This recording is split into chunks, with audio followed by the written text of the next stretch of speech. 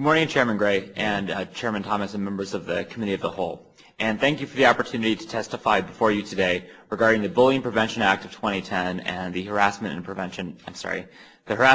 Intimidation Prevention Act of 2010. I'm here representing SMILE, the Sexual Minority Youth Assistance League. As you may know, SMILE is a community-based organization solely focused on providing support to the lesbian, gay, bisexual, transgender, and questioning youth of the Metro DC area. I'm here this morning to express my support for both the Bullying Prevention Act of 2010 and the Harassment and Intimidation Prevention Act of 2010, which address the urgent issue of bullying in our city's schools, libraries, and recreational facilities.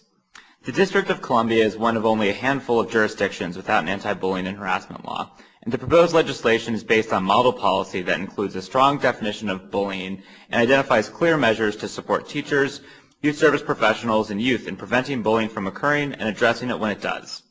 I urge the Committee of the Whole to ensure this bill is passed and fully implemented. Although bullying affects all young people, social science research continues to show that LGBTQ youth are disproportionately impacted. According to the 2007 DC Youth Risk Behavior Survey, lesbian, gay, and bisexual youth are more than twice as likely to report being harassed on school property as their heterosexual peers. LGBT youth are also more likely to report being threatened or injured with a weapon on school property and to report missing school because they feel unsafe at school or on their way to or from school. Although the 2007 DC Youth Risk Behavior Survey did not include transgender youth in its demographic questions, I'm certain this survey of DC transgender youth would reveal similar disparities. And I used the 2007 data because unfortunately the 2009 data was not considered statistically usable by CDC. These statistics mirror the individual stories SMILE hears from its young people every day.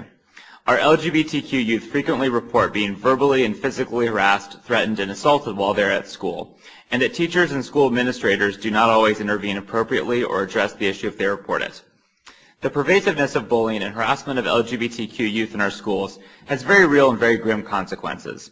It places LGBTQ youth at risk for dropping out of school, suffering from mental health issues, and even considering suicide. The current policies in DC public schools have not been adequate to address bullying, and there are fewer protections in place for DC public charter schools, the Department of Parks and Recreation, DC public libraries, and the University of the District of Columbia.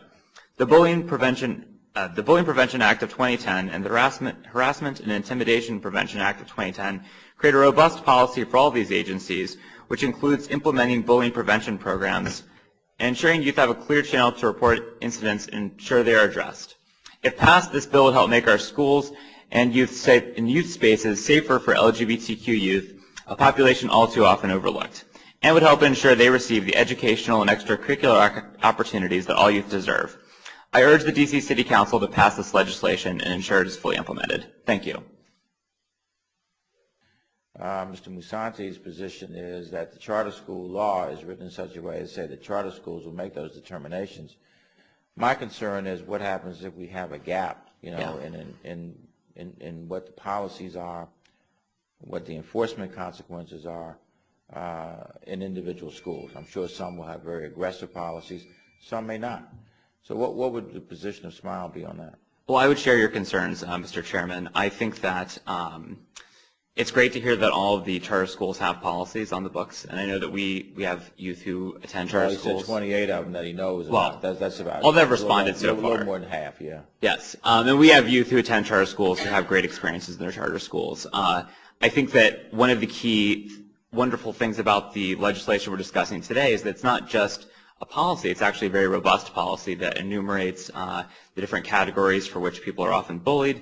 It identifies ways in which the policy will be published and made available to students and teachers, and identifies what the next steps are if a student is encountering a situation where he or she is being bullied.